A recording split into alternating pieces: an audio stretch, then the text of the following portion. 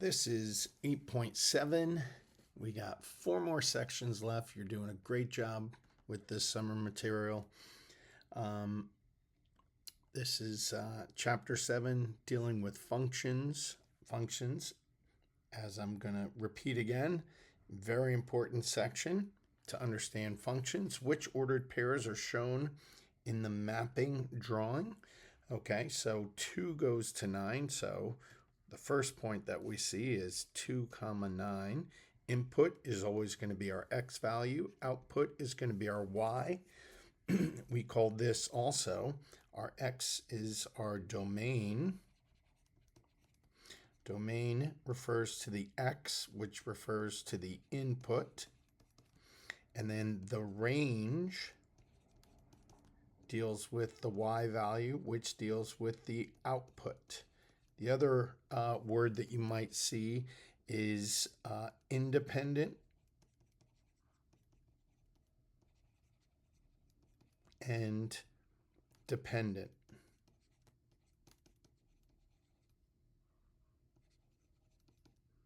That's an 8. And that's the case is because y depends on whatever you input. Your output depends on your input. That's why the range, the y, the output is dependent, and the domain, the x, the input is called the independent. So 1 point is going to be 2, 9. Then we're going to have 4, 9. And then we're going to have 6, 10. And then we will have 8, 11. Those are the 1, 2, 3, 4 points. So 2, 9, 4, 9, no, 6, 10, yes, 8, 11. There we have it. And this would be a function, and that is a question that they typically ask also. Determine, oh, yes, the relation is a function. And it is a function. It is a function because when you input 2, you get 9, and there's no other time where 2 doesn't equal 9. So we're always looking at our x's, and we're seeing, do any of my x's repeat? And if they do repeat, do they give a different output? For every input, there is exactly 1 output.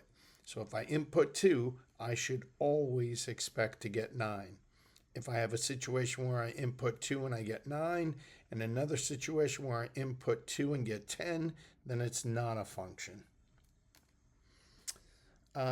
Which mapping diagram represents the relation? Okay, so we have negative 3, 5. Negative 3, 5 is that point. Negative 1, 1. Negative 1, 1. Negative 1, 3. 1, 2. And 3, 4. Yeah, that's this one. Our first one. Let's just check. First of all, the arrows don't go in this direction. That's kind of odd and strange in its own right. So I've never seen where the mapping has gone to the other way. So you never input. That's your inputting, and that's your output. So this is no 1, negative 1.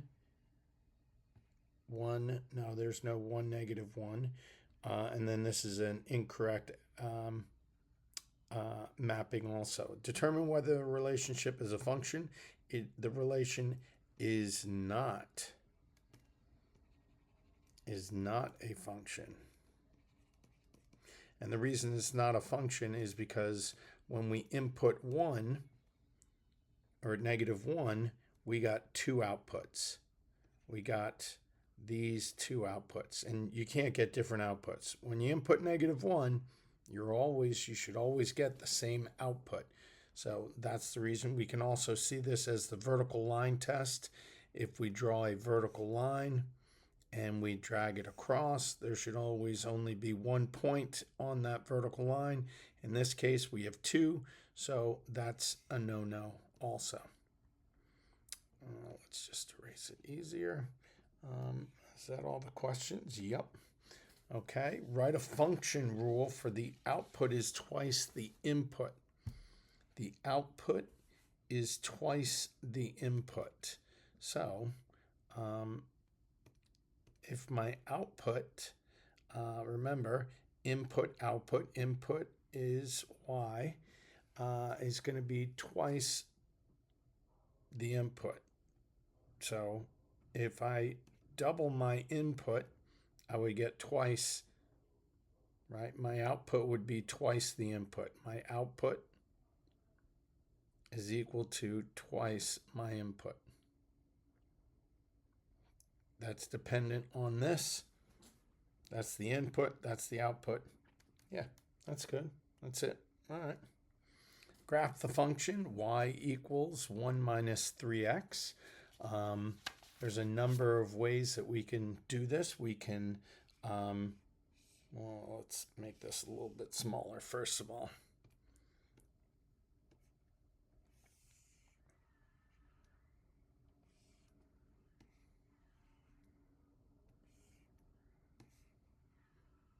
Okay. So here it is. There's two ways we can do this. We can either put it in slope-intercept form. So we can write it as y equals negative 3x plus 1. And I can pull my slope, which equals negative 3, and my y-intercept, which equals 1. And I can make a point at 1. And then I can use the slope, which is negative 3. And that's negative 3 as a fraction is negative 3 over 1, which is down 3, right 1. So down 1, 2, 3, right 1. Down 1, 2, 3, right 1. And I can connect the dots. That is going to be the most efficient, the best way to do it, and how you can utilize the least amount of time graphing this. We're going to label the points 0, 1, 1, negative 2, and 2, negative, not 3, negative 5. So that's how I would do it. The other technique that you could do is you can make an H chart. Here's your x, here's your y, here's your formula, 1 minus 3x, and your outputs. And I would probably enter in 0 first. 1 minus 3 times 0. Y equals 1 minus 0. Y equals 1. So my first point is 0, 1. Notice 0, 1. And then you pick the point 1 and your input. Y equals 1 minus 3. Y equals negative 2. You get 1, negative 2. 1, negative 2. And then I would probably plug in not 2. I would have plugged in negative 1. That's just easier. 1 minus 3 times negative 1. Y equals 4. And you get the point negative 1, 4, which we didn't plot. But if you look, it was right here. Negative 1, 4. So it would have still worked. Use the graph to write a linear function that relates y to x. Oh, okay. This is interesting because these points are not connected. So that kind of doesn't make sense. But we know that when we write it in standard or slope-intercept form,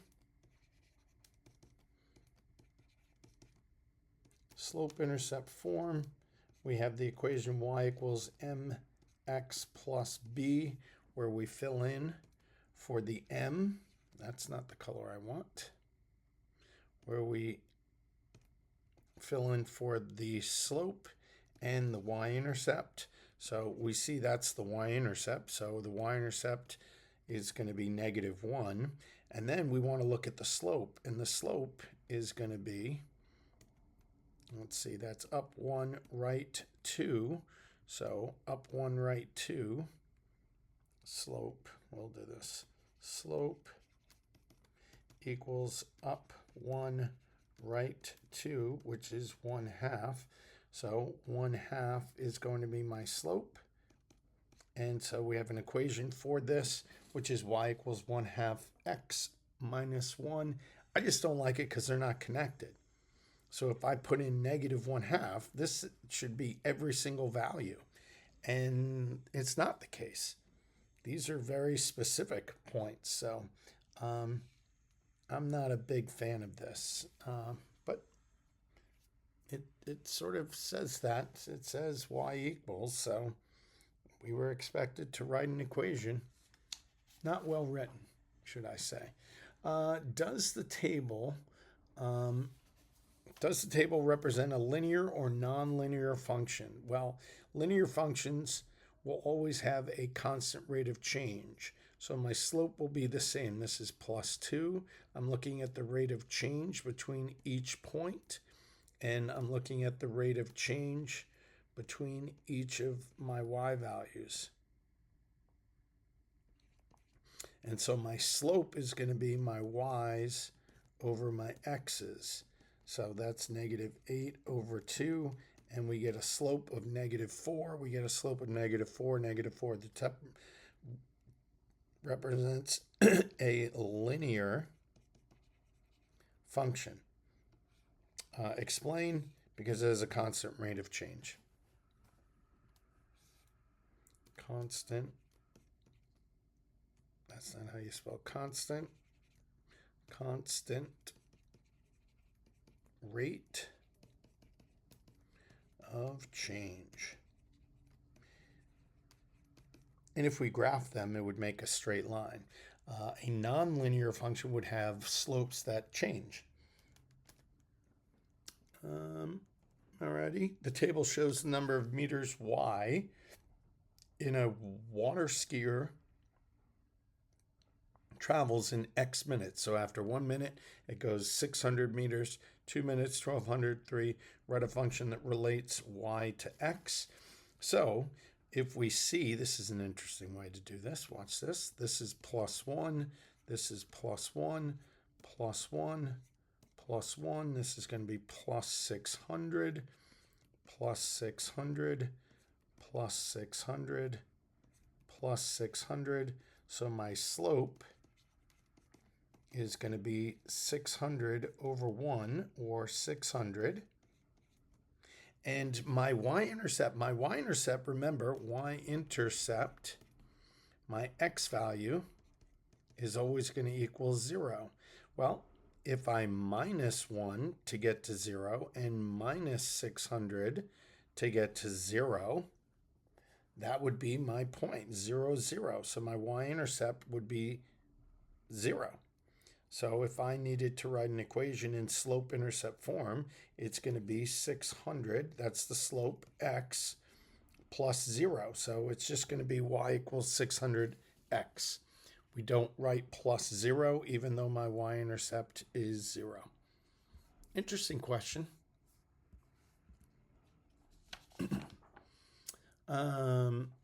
Graph the linear function.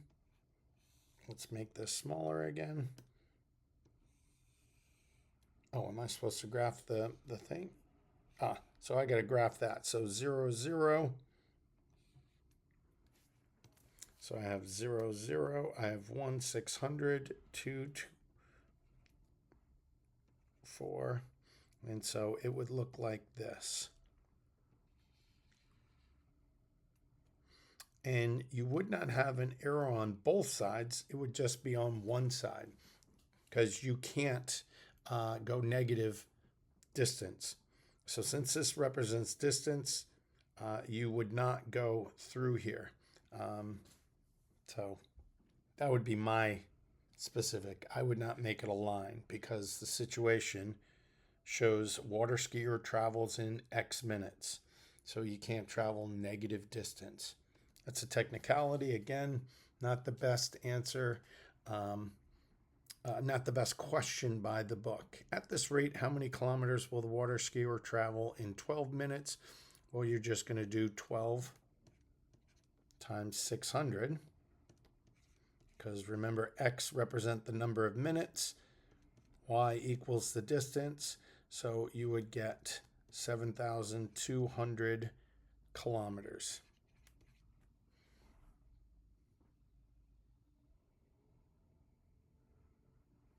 Right? Oh, whoa, whoa, whoa, whoa. Are we in meters? Let's look at the units. Sorry. Meters, haha. 600 meters. And they wanted to know kilometers. So this would be meters. So my answer would actually be 7.2 kilometers. Because changing kilometers to meters, you're going to move it over 3 places. Another water skier travels at the same rate, but starts a minute after the first water skier. Will this water skier catch up to the first water skier? No. They're traveling at the same rate. Of course he's not going to. He can never catch up. They're going at the same rate. And he's just a minute back. That's kind of a silly question. And just to remember, when we have King Hector died, unfortunately, drinking chocolate milk. When we have 7,200 meters, and we're converting to kilometers. So I'm in my unit measure meters, and I have to get to kilometers. So I'm moving my decimal point 1, 2, 3 places. So my decimal point starts here. I move it 1, 2, 3 places. That's why it ends up being 7.2. The graph shows the prices of 2 stocks during one day. Okay, describe the change in price of each stock. Well, stock A goes up early on in the day. It plateaus, and then it drops down. It loses price. It gets cheaper, and then it plateaus again. And then stock B drops in price, plateaus, increases in price, and then plateaus at the end of the day. So A goes up.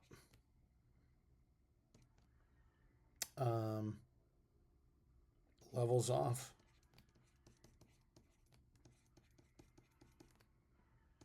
Then drops.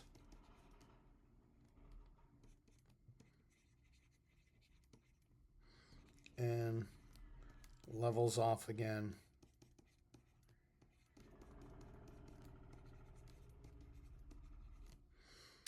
Stock B goes down, levels off, then goes up.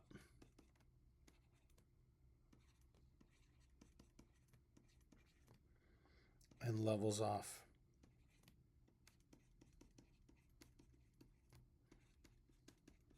Again.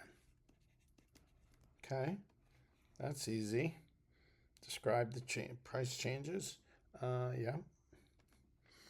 Which stock has a greater price at the end of the day? The stock B. Stock B has the greater price because we notice that at the end of the day, it's above the red. Give a possible explanation for the change in price of stock B throughout the day. There was more interest.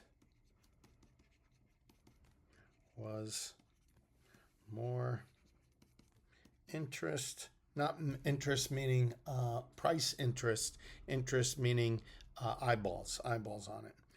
Interest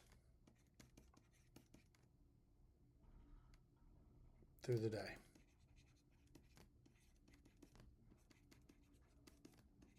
There are things that can change it. There can be news. Maybe the company made an acquisition. Maybe the financials came out and were very positive. And then maybe there are outside parameters like the price of gold could have gone up. And this stock was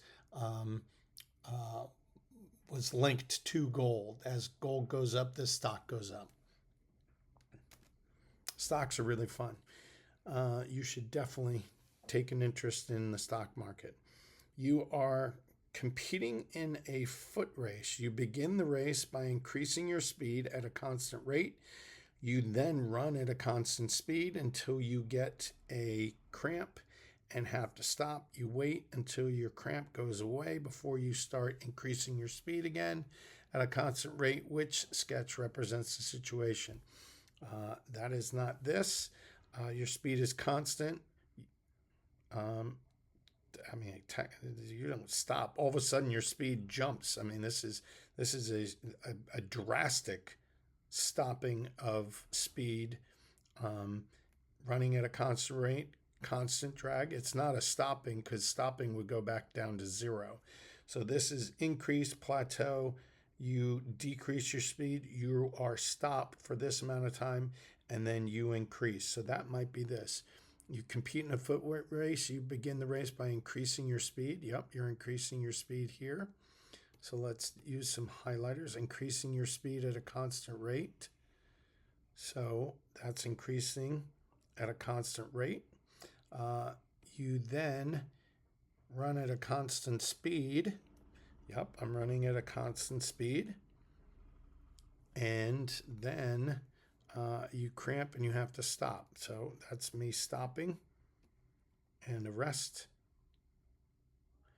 you wait. Oh no, here, let's do this. You wait until your cramp is done. That's going to be this. You wait until your cramp goes away. And then we start increasing our speed again. Starting speed at a constant rate. So that's that part. So the correct answer would be this one. This is increasing your speed, keeping a constant rate of speed, and then increasing your speed again. This is never having a constant rate of speed. You're constantly varying, increasing, decreasing, increasing, and it's never constant. There we go. That's that. Okay. Cool. Hopefully you all did well on that one.